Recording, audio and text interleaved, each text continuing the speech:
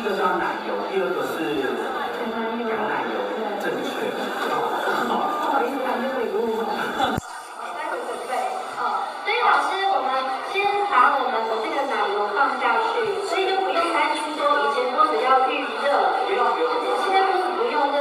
这就是跟爸爸妈妈我们现在买车子，以前我爸爸以前的老车，他可能呢要开新车要热车，可是现在的车子都没有在热车。第一个节能减碳，不要浪费那个石油；第二个环保，不要排放废气。这个也是要节能减碳，不浪费瓦斯，不造成油烟，很棒。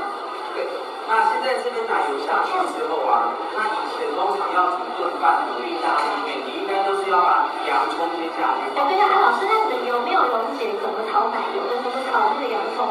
对，所以呢，你如果不是家里这种锅子的话，你就要先融化它了。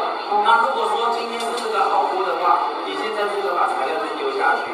那以前不都是这里爆香，然后呢爆香完洋葱透明之后才把菇类丢下去。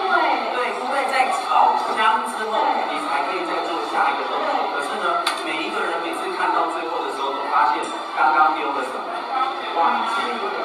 对，所以易厨法的锅子